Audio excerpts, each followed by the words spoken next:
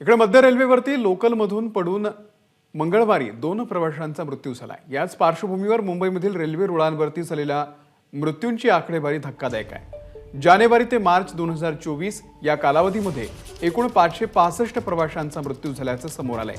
गर्दीमुळे धावत्या लोकलमधून पडल्यानं तब्बल 139 प्रवाशांचा बळी गेलाय। मर्यादित लोकल फेऱ्या, वातानुकूलित लोकलमुळे सामान्य लोकलची घटलेली संख्या, वाढती गर्दी, विस्कळीत वेळापत्रक आणि रखडलेले रेल्वे प्रकल्प या दृष्टचक्रामध्ये मुंबईकर प्रवासी अडकलेले आहेत। अनेकदा दरवाजाला लटकून प्रवास केला जातो, मात्र तसं कुणीही करू नये असं आवाहन एबीपी माझा करत आहे। कार्यालयामध्ये पोहोचण्यास उशीर होतो हे मान्य आहे, मात्र थोडा उशीर झाला तरी चालेल, पण आपल्या जीवाला जपा असं आवाहनही करण्यात आलंय।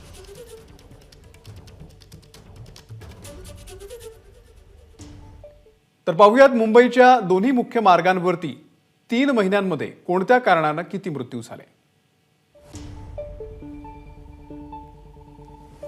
तर जानेवारी ते मार्च या 3 महिन्यातला हा मृत्यूंचा आकडा आहे। रूळ ओलांडताना मध्य रेल्वेवरती 166 जणांचे प्राण गेले, तर पश्चिम रेल्वेवरती 120 जणांना आपला जीव गमवावा लागला। लोकलमधून पडून मध्य रेल्वेवरती 92 जणांचा मृत्यू झालाय, तर पश्चिम रेल्वेवरती 47 जण मृत्युमुखी पडले। आणि नैसर्गिक मृत्यू मध्य रेल्वेमध्ये 56 झाले, तर पश्चिम रेल्वेवरती 48। आणि 13 जणांनी मध्य रेल्वेमध्ये आत्महत्या केलेली आहे, तर पश्चिम रेल्वेमध्ये 6 जणांनी आत्महत्या केली। खांबावरती धडकल्यानं मध्य रेल्वेवरती 2 जणांचा मृत्यू झालाय।